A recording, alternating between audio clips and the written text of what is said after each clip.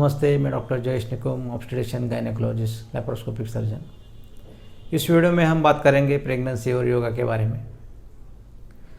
दिन रहने के बाद आपका जो मन है वो बहुत ही सेंसिटिव और इमोशनल हो जाता है और इस दौरान कई प्रकार के हार्मोनल चेंजेस बॉडी में होते हैं। तो आपको जो इमोशनल इंस्टेबिलिटी, कभी कभी मूड स्विंग्स दिखाई देते हैं। तो अगर आप योगा करेंगे तो आपका जो माइंड है वो स्टेबल होगा और आप इन बदलावों को पॉजिटिवली हैंडल कर सकेंगे। इसलिए प्रेगनेंसी में मेरी सलाह आपको ये रहेगी कि हर प्रेग्नेंट लेडी ने योगा करना चाहिए। प्रेगनेंसी के जो 9 महीने होते हैं वो सरीखे नहीं होते हैं। तो पहले जो 3 महीने होते हैं प्रेगनेंसी के, उसमें बच्चा जो होता है बहुत ही नाजुक अवस्था में होता है, गर्भ बहुत ही नाजुक अवस्था में होता है। तो इस दौरान कोई भी आसन न करे। प्रेगनेंसी के आखिरी जो 2 महीने होते हैं, 8वां और 9वां महीना, उसमें भी पेट का साइज़ थोड़ा बड़ा हुआ रहता है, तो फिज़िकली पॉसिबल नहीं रहता है। तो आखिरी 2 महीने में भी आप कोई भी योगासन न करें। 3 महीने पूरे होने के बाद जब चौथा महीना चालू होता है, तब से लेके 7वां महीना पूरा होने तक आप कुछ योगासन उसमें कर सकते हो। तो उसमें कौन से आसन आपको करने चाहिए और कैसे करने चाहिए, इसके बारे में मैं अलग से वीडियो लेके आऊँगा। पहले 3 महीने में और आखिरी 2 महीने में आप क्या कर सकते हो, तो आप ये 5 चीज़ें कर सकते हो। नंबर 1, संत और दीर्घ श्वसन। नंबर 2, प्राणायाम के कुछ प्रकार। नंबर 3, मेडिटेशन यानी ध्यान। नंबर 4, शवासन। और 5वां है योग निद्रा। तो ये 5 प्रकार आप इन पहले 2 महीने में और आखिरी 2 महीने में कर सकते हो। आज हम इस वीडियो में संत और दीर्घोश्वसन और ध्यान यानी मेडिटेशन के बारे में थोड़ा विस्तृत से जानेंगे। संत और दीर्घोश्वसन करने के लिए आपको सुबह का समय चूज़ करना थोड़ा अच्छा रहेगा, क्योंकि तब थोड़ा शांति रहती है, ट्रैफिक नहीं रहता है, शांति रहती है। तो आप घर में कोई ऐसी साफ़ सुथरी शांत जगह का चूज़ कर लीजिए जहाँ पे गंदगी ना हो, शोरगुल ना हो, आपको फ्रेश लगे। आप पद्मासन में, वज्रासन में बैठ सकते हो। अगर आपको ये आता नहीं है तो सिंपल तरीके से भी आप बैठ सकते हो।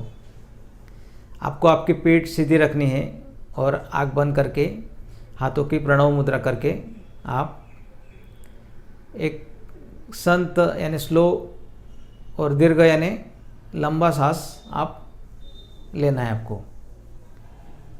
तो स्लो और लंबा सांस लेना है आपको और वैसे ही तरीके से स्लोली और उसको छोड़ना है। तो ये क्रिया आपको बार बार करनी है। स्लो और लंबा सांस लेके स्लो तरीके से उसको छोड़ना है। तो ऐसा ये क्रिया आपको 10 मिनट तक करनी है। तो इसके क्या फ़ायदे होते हैं संत और दीर्घ श्वसन के? संत और दीर्घ श्वसन के कारण आप अपनी जो लंग कैपेसिटी है वो पूरी तरह से यूज़ होती है। अपने जो लंग्स है वो पूरी तरह से एक्सपांड होते हैं और ज़्यादा मात्रा में हवा हम अंदर लेते हैं, तो ज़्यादा ऑक्सीजन ब्लड में डिज़ोल्व होता है। तो ये प्राणवायु की ज़्यादा मात्रा बच्चे तक पहुंचती है और उसके थ्रू आपके बच्चे के ग्रोथ में इसका फ़ायदा होता है। दूसरा जानेंगे अभी ध्यान यानी मेडिटेशन। देशबंध चित्तस्य धारणा यानी अपना जो मन है वो बहुत ही चंचल है, उसमें कई प्रकार के ख्याल आते रहते हैं, वो स्थिर नहीं है। तो ये जो मन है उसको एक विषय में बांधना यानी उसको एकाग्र करना, उसको बोलते हैं धारणा। तत्र प्रत्येक तानता ध्यानम यानी इस प्रत्यय का एक तानता से यानी एकाग्र चित्त से लंबे समय तक अनुभव करना, उसको बोलते हैं ध्यान यानी मेडिटेशन। तो मेडिटेशन करने के लिए आपको, जैसे मैंने आपको इसमें कहा श्वसन के लिए, दीर्घ और लंबा श्वसन के लिए, वैसे ही जगह आपको, शांत जगह आपको चूज़ करनी है। पद्मासन, वज्रासन में या सिंपल तरीके से आपको बैठना है। आँख बंद करके, पीठ सीधी रख के, हाथों की प्रणव मुद्रा करके आपको नॉर्मल तरीके से सांस अंदर लेना है और छोड़ना है। इसमें आप ये नॉर्मल तरीके से सांस आपको अंदर लेना है और छोड़ना है। ये क्रिया आपको रिपीट करनी है। ये क्रिया करते समय आपको कोई भी बाहर का कोई भी ख्याल आपके मन में ना आने दे। एक्चुअली ये थोड़ा डिफ़िकल्ट है। आप अगर 2 मिनट भी इसका ट्राई करते हैं तो कोई ना कोई ख्याल आपके मन में आ जाता है, लेकिन धीरे धीरे आपको प्रैक्टिस करना पड़ेगा।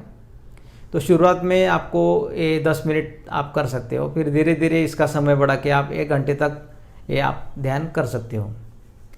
ध्यान करने से आपका जो माइंड है वो स्टेबल होगा, धीरे धीरे आपका जो माइंड है वो स्ट्रांग होगा। आपको एक प्रकार की ऊर्जा महसूस होगी ध्यान करने के बाद, पॉजिटिविटी आप में बढ़ेगी।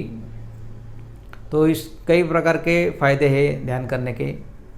तो आप ध्यान और दीर्घ और संत श्वसन ये दोनों चीज़ें आप कर सकते हो। इस वीडियो में इतना ही। अगले वीडियो में बाकी की चीज़ें जैसे कि शवासन, योग निद्रा के बारे में हम जानेंगे। आपको ये मेरा वीडियो कैसा लगा मुझे कमेंट बॉक्स में ज़रूर लिखिए। आपके कुछ क्वेश्चंस है, क्वेरीज है तो आप मुझे पूछ सकते हो। ऑनलाइन कंसल्टेशन के लिए मुझे इस नंबर पे आप कॉल कर सकते हो या व्हाट्सएप कर सकते हो। Thank you.